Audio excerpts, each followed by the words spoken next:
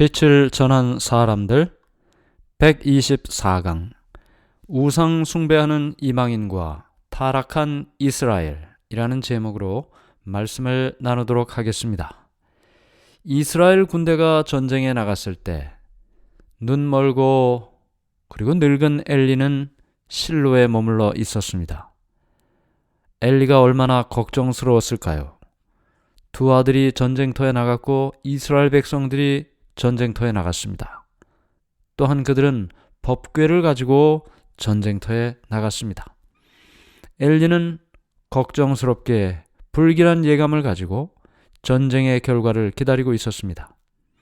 그의 마음이 다른 어느 것보다도 법궤 때문에 불안해하고 있었던 것입니다. 엘리는 성막 문 앞에 자리를 잡고 대로변에 앉아서 날마다 근심스럽게 전쟁터로부터 사람이 오기를 기다리고 있었습니다. 마침내 한 베냐민 사람이 군대에 진에서 나와 성읍을 향해 열심히 걸어서 백성들이 있는 곳까지 오게 되었습니다. 결국은 백성들에게 와서 기다리고 있던 사람들에게 이스라엘의 군대가 패배했고 얼마나 많은 사람이 죽고 다쳤는지를 이야기했습니다. 많은 백성들이 슬피 울고 통곡하는 소리가 들렸습니다.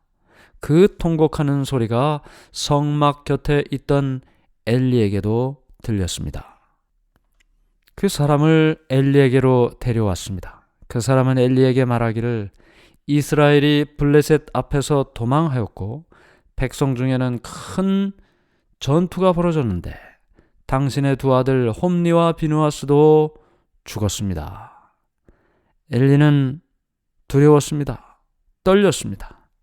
그러나 그는 이미 그 일들을 예상하고 있었습니다. 견딜 수 있었습니다. 그런데 그 사람이 뒤이어 이야기하기를 하나님의 법궤도 빼앗겼습니다. 이 말을 덧붙였을 때 엘리의 얼굴에는 말할 수 없는 고민이 짙었습니다. 제사장이었기 때문이죠. 그리고 지난 시간 동안 그가 지은 죄의 결과가 어떤 것임을 그가 알았기 때문에 더욱더 그의 마음과 그의 얼굴은 어두워졌습니다. 자신의 삶이 하나님께 영광을 돌리지 못하고 하나님의 임재가 이제는 이스라엘에게서 떠나갔다는 사실을 생각할 때 그는 견딜 수가 없었습니다.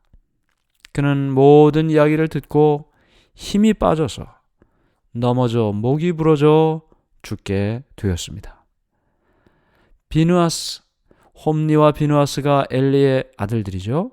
비느하스의 아내는 남편이 경건하지 않은 것과 다르게 하나님을 경외하던 여인이었습니다. 시부인 홈니와 남편 비느하스가 죽었다는 것보다도 그리고 하나님의 법궤를 빼앗겼다는 그 무서운 소식이 이 여인을 죽게 만들었습니다. 그리고 이스라엘의 최후의 희망이 사라지는 이때 법궤가 없어졌기 때문이죠. 이 불운한 시간에 아이가 태어났습니다. 그의 아이가 태어나는데 그 아이의 이름을 이가봇이라고 짓고 죽게 됩니다. 이가봇이라는 뜻은 영광이 없다라는 뜻입니다. 하나님의 영광이 없어졌다는 것이죠. 하나님의 법궤를 빼앗겼기 때문에 하나님의 영광이 이스라엘을 떠났다는 말이 되는 것입니다. 그 여인은 이 말을 몇 번이나 반복하며 슬프게 이야기를 했습니다. 하나님의 법궤를 빼앗겼으므로 하나님의 영광이 이스라엘을 떠났다. 그러나 하나님께서는 하나님의 백성을 아주 버리지는 않으셨습니다. 또 이방인이 하나님의 백성을 승리하고 그들을 침략하고 법궤를 빼앗아간 그 환호를 그렇게 오래도록 허락하지는 않으실 것이었습니다. 하나님께서는 그렇게 호소하고 그렇게 간절하게 돌아오기를 원했던 이스라엘이 돌아오지 않았을 때 주위의 블레셋 사람을 통해서 하나님의 백성을 심판하는 도구로 사용했던 것입니다. 또 반면에 블레셋 사람들이 빼앗아간 그 법궤는 오히려 블레셋 사람을 심판하는 도구로 사용하셨습니다.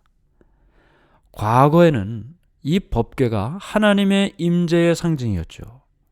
성막의 지성소에 법궤 위에, 그 법궤 위에 하나님의 임재의 상징인 쉐키나라는 불꽃이 항상 있었습니다. 그것이 하나님께서 거기 계신다는 상징이었습니다.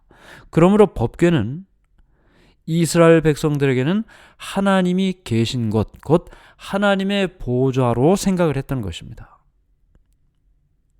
그런데 눈에 보이지 않는 이 하나님의 임재가 법궤에 함께 하셨는데 이제 그 법궤를 블레셋 사람에게 빼앗긴 것이죠.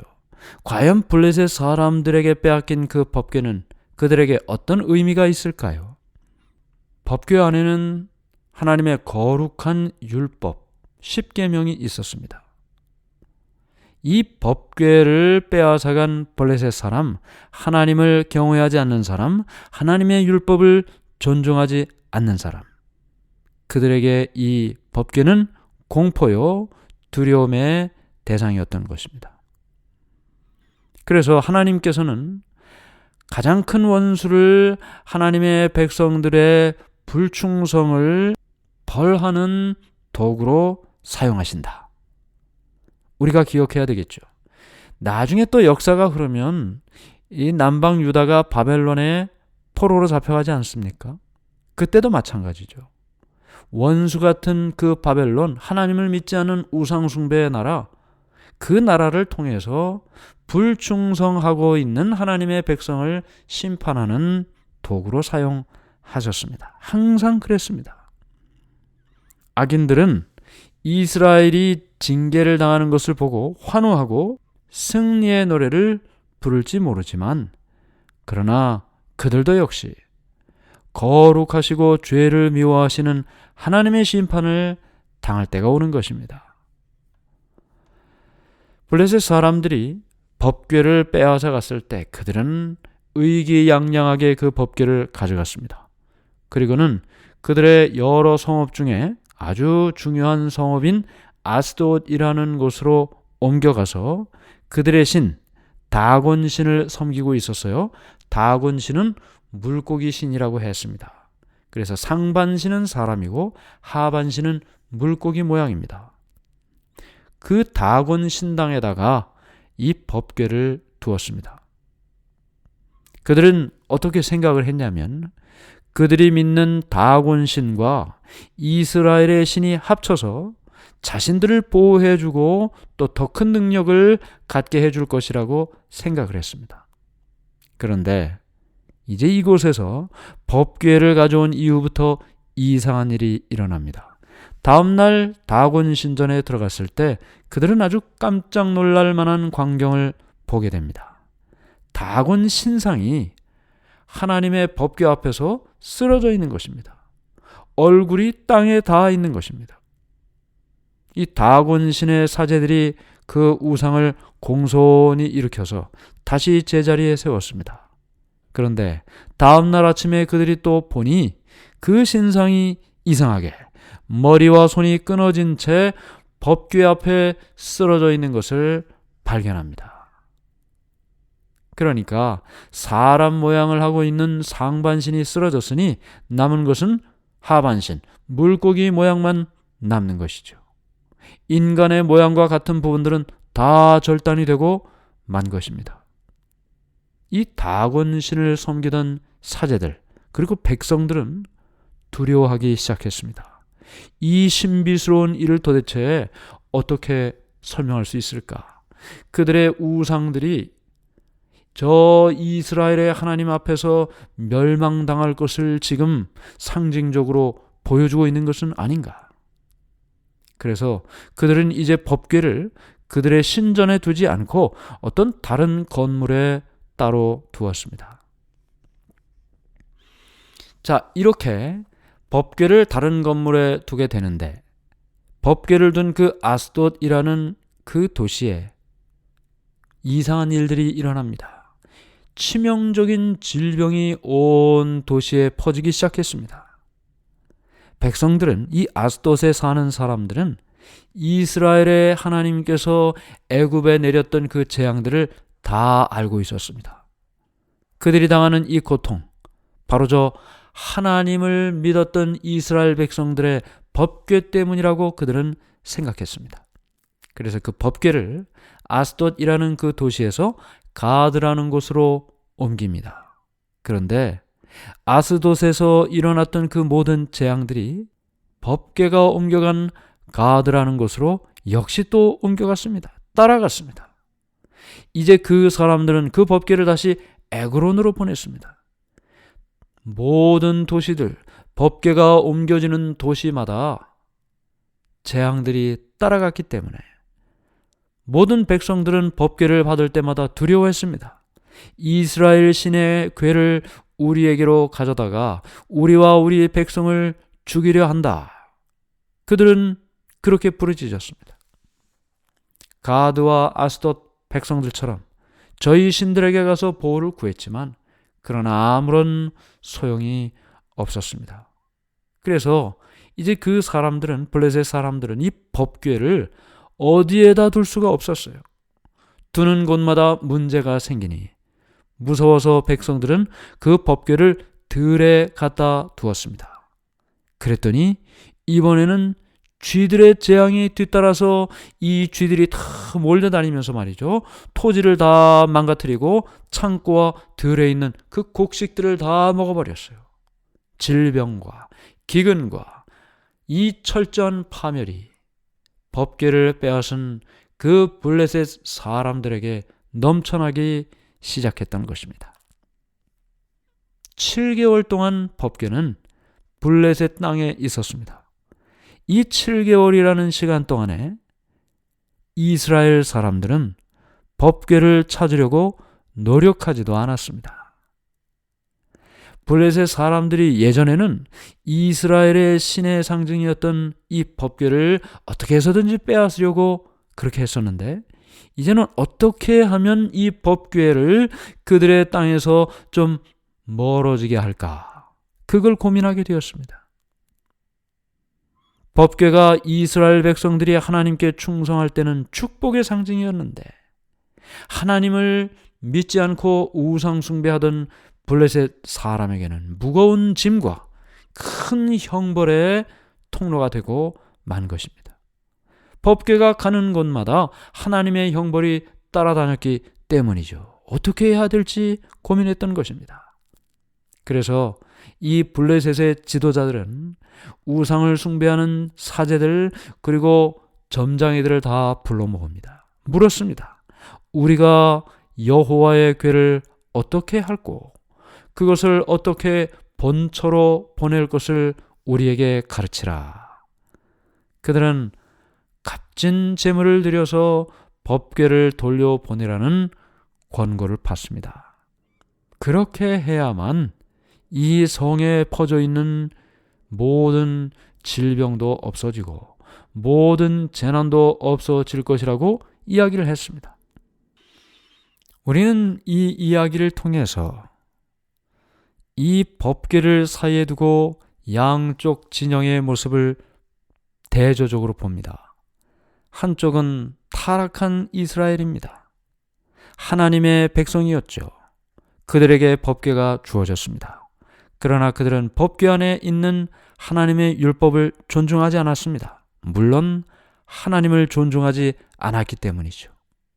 그들은 타락하여 우상을 숭배하고 살았습니다.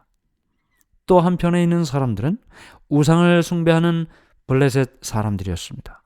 그들은 하나님의 법궤를 가져왔어도 그것이 그들에게 전혀 축복이 되질 못했습니다. 법궤가 축복이 아니고 법궤를 주신 하나님께서 복의 근원이라는 사실을 몰랐기 때문이죠. 그들에게 임한 형벌, 심판, 이것 때문에 하나님을 믿는 것이 아니라 하나님께서 여전히 그들에게 기회를 주시고 그들을 기다리시고 이런저런 방법을 통해서 그들이 회개하고 돌아오기를 원하신다. 그 사실을 깨달아야만 되는 것입니다. 왜 하나님께서 그들에게 형벌을 주셨을까요? 왜 하나님께서 그들에게 심판을 허락하셨을까요? 하나님께서 심판하시기 전에, 형벌을 주시기 전에 여러 차례 그들에게 말씀하셨습니다. 깨닫게 하려고 노력하셨습니다. 기별을 주셨습니다. 그러나 타락한 이스라엘도 우상 숭배하는 블레셋 사람도 그들은 거절했습니다. 무시했습니다. 어쩔 수 없이 하나님께서는 그들을 돌이키기 위해서 그들에게 형벌로밖에 말씀하실 수가 없었습니다. 형벌, 그것은 하나님께서 그들을 사랑하시는 마지막 호소인 것입니다. 우리가 기억해야 할 한 가지는 왜 하나님께서 그들에게 형벌을 허락하시나? 그것은 하나님께서 그들을 미워하시는, 분노하시는, 저주하시는 것이 아니고 그들을 사랑하시기 때문에 그들을 향해 큰 소리로 부르시는 하나님의 절규요 외침이라는 사실을 기억하게 되시기를 바랍니다. 하늘에 계신 하나님 아버지, 오늘 우리는 타락한 이스라엘을 향하여, 우상 숭배하는 블레셋 사람들을 향하여 하나님께서 호소하시고 기별을 주시고 애타게 돌아오기를 기다리시다가 마침내 그들이 끝까지 거절할 때 마지막 큰 절규요 외침으로 그들을 부르시는 음성이 형벌의 모습이라는 것을 보았습니다.